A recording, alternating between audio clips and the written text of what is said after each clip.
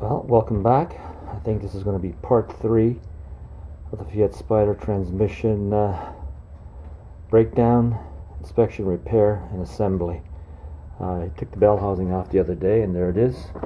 One thing I want to point out, make sure that that thrust washer right there that I'm pointing to from across the table here, make sure you realize what way it fits into the housing. The orientation is very important.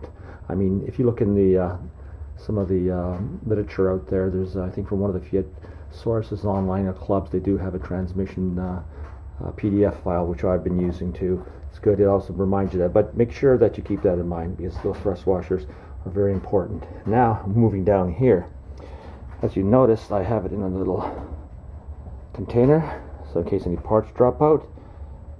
Like I said, bell housing is off.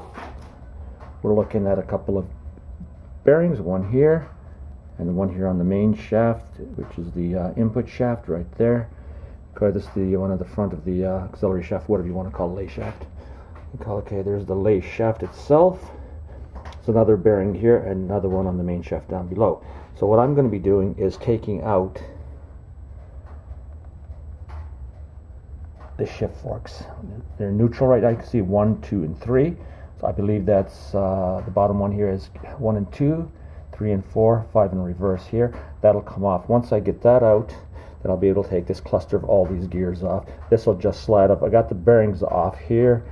This nut will come off, and then this whole unit here, let me see if I can get in that. This whole package here from here to here will come out.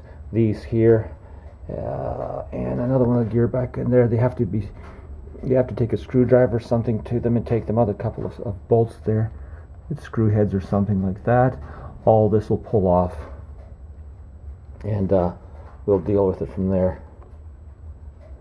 And when you pull out this shift fork here, that's for reverse and fifth gear, there is a ball bearing or some kind of a ball that's inside the shaft somewhere in there. I don't know exactly where it is, but I'll find out. Make sure you keep in mind where anything that pops out, any small part, where it belongs. I think there's a ball in there, and there's some I think they call them D-end pins or pins, which are located in there too. I'll point them out to you when I get through them. But anyway, so that'll be the next task. Everything so far been going well. The only difficulty I had was trying to upload the videos to YouTube. I had a difficulty because I was using Mozilla Firefox and it just wouldn't do. I had to go and use Google Chromium, and that worked. Anyway, just to give you an idea, it's not a very big unit, but anyway, I will get to it. There you can see the sliders. The forks are barely visible, but make sure when you remove the shift forks themselves, they're in there right there. It's 1, 2, 1 down, way down below. Make sure that the shift shafts, I should say, the forks are there. Don't mix up the forks unless you're replacing them and you're putting new ones in. Make sure they go in through the same, using the same shift shaft.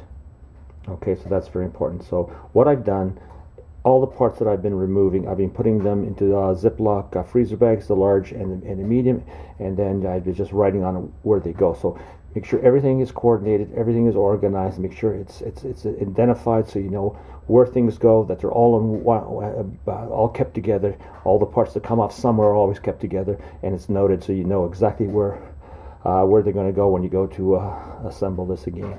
Anyway, thanks again, and we'll talk to you later.